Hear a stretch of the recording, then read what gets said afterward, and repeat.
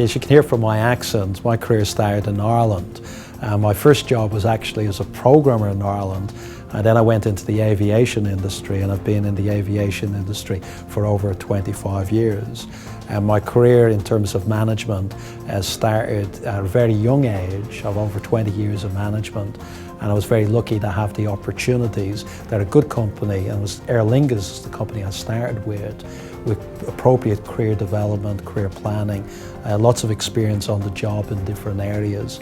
I worked in probably every area you could imagine in an airline, from engineering, sales and marketing, IT, the operational and planning areas. And that gave me a great foundation to go into senior management roles within the aviation industry. And I came to Australia 16 years ago, and I've been, again, very lucky in terms of my career here. I started work with Ansett. I left Ansett before its collapse. I've been with Qantas now for over 10 years. Had the opportunity to set up Jetstar, which is the low-cost operation here in Australia. And for the last 5 years now, I've been CEO of Qantas. And one of the things I think that's fantastic about Australia is the ability to embrace diversity. You think of no bigger Australian brand than Qantas Airways. It's probably the most recognised Australian brand around the globe, and you have an Irishman running that brand. So we are very proud of the fact that we are a diverse company. We're very proud of the fact, and I'm very proud of the fact, that Australia is a country where merit counts and anybody can become head of a big company like this.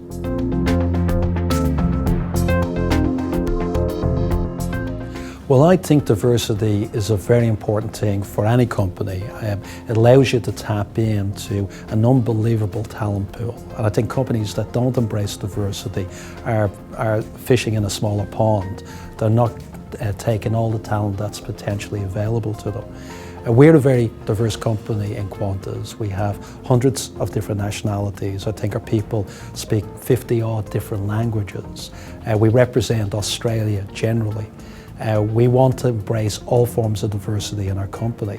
And I do fundamentally believe at a leadership level and at every level of the company, having a diverse workforce, it makes you plan better, come out with better decisions, drive innovation better, it makes you manage risk better, it makes you implement different strategies better. And you take my leadership team, I couldn't ask for a more diverse leadership team. I've got two Brits, I've got an American, I've got a Kiwi, an Irishman, 3 Australians. I've got 3 women, 2 women running our operational divisions. And I've got people from engineering background, people from accountancy, from mathematics, from finance, from consultancies. And what happens in terms of our leadership strategy development is that you get different ideas coming up, you get different strategies, you get better risk identification. People identify what could go wrong a lot better than having people from all the same background.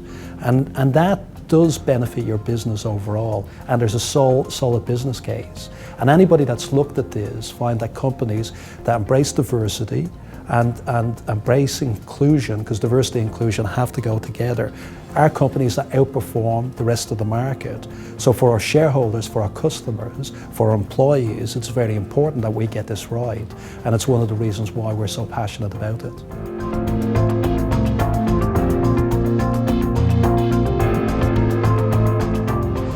Well, I think, as like a lot of Australian companies, we're going through massive change at the moment. The world is becoming a more volatile place, and any company that's gone through the opportunity to make change in its business operations, what aircraft we operate, what routes we fly, how we do parts of our business, are also taking the opportunity, and we are, of changing our culture to embrace diversity, and particularly gender diversity.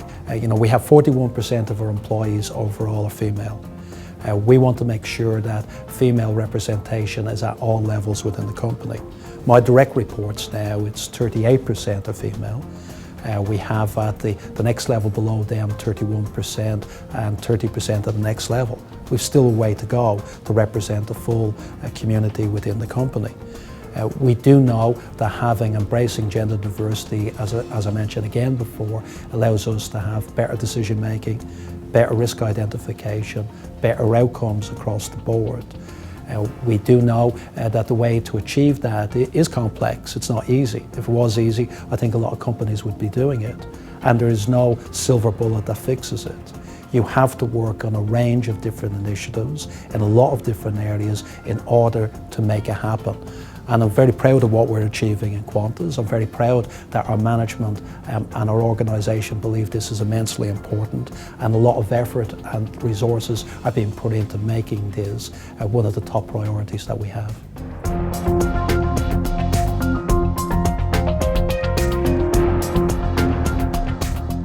I think it's there, no matter whether you're male or female. I think there is an unconscious bias, even when you're dealing with the gender diversity issue.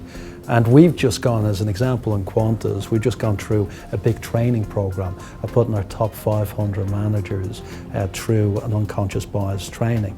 And one thing that I continually hear is people thinking when they go into it, it doesn't apply to me. It's not really a problem for me. Even our female executives. And I think most people are really surprised when the executives come out and the female executives come out and said, I even have an element of unconscious bias I wasn't aware of. So it's very important that, first of all, people do identify it. It's very important that you have the right processes and procedures in place to correct it. And it's very appropriate, I think, on an ongoing basis to keep on monitoring it. And I think a lot of organisations don't spend attention to this, don't think it's an issue. And I think it's probably an issue in nearly every company out there. And it's something that you have to be continually vigilant for and invest in to make sure it's not a problem in your business.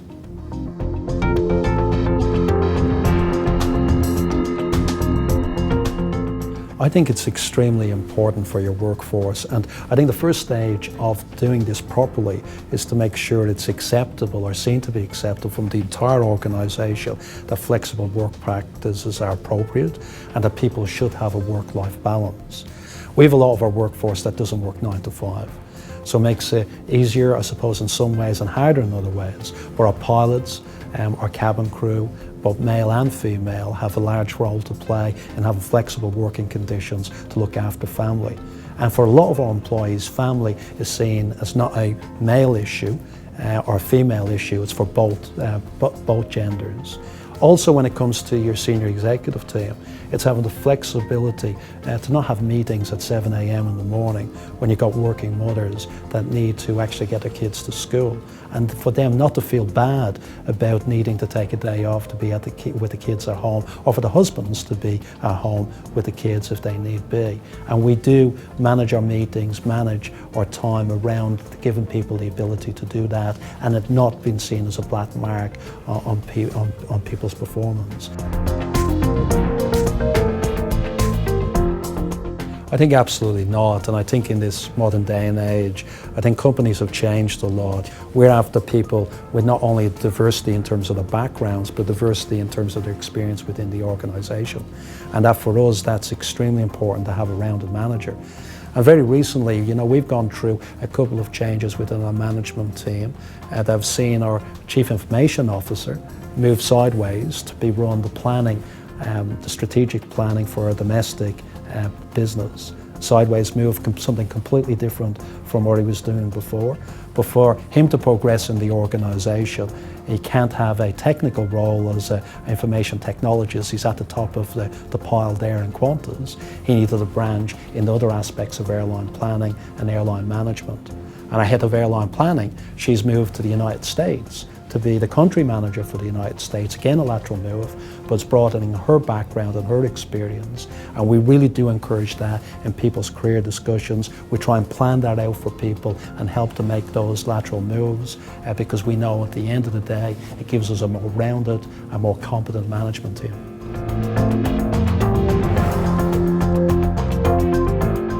I think it's a great question. I think organisations need to embed a lot of this as part of what they do day to day. The analogy I have in Qantas is probably safety. We've been doing safety very well for 90 years. We don't get complacent on it. We have safety meetings, we have safety managers, we talk every month, every day about safety, and we make sure that it's top of people's minds to make sure it's part of our DNA and it's never lost. I think the diversity issue is exactly the same way. You need to, first of all, make sure that your organisation is convinced that this is a good thing, and I think our organisation is. All of our managers, all of our leadership team are part of this, and they all believe that how they do this and how they use diversity is really key. And then the inclusion part of it, I think, is, as I said before, is an extremely important part. We measure everything you can imagine in terms of management's behaviour, how they include people, how they leverage the diversity, how they're seen by the peers, how they're seen by the direct reports, to make sure not only have we got good managers who deliver on their KPIs, but do it with the right behaviours in the right way. And if you have that built into your culture, then the people that are going to be promoted, the people that are going to be the future leaders, are the people that this is part of their DNA. And I think that's the best thing you can do in order to ensure that it's there for forever.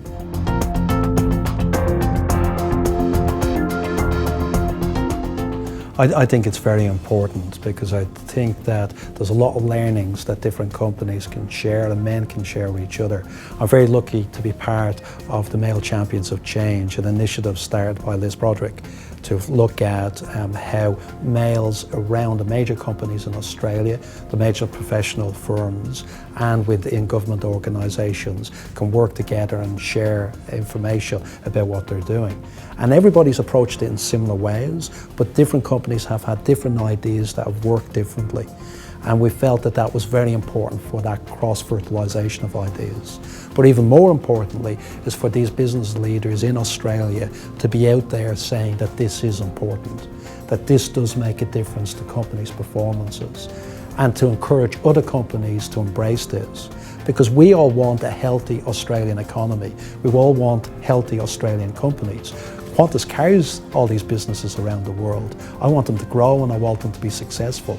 And I know the way they can be successful is to embrace diversity, to embrace inclusion, and to leverage it to improve their businesses. And that's what this group is trying to encourage.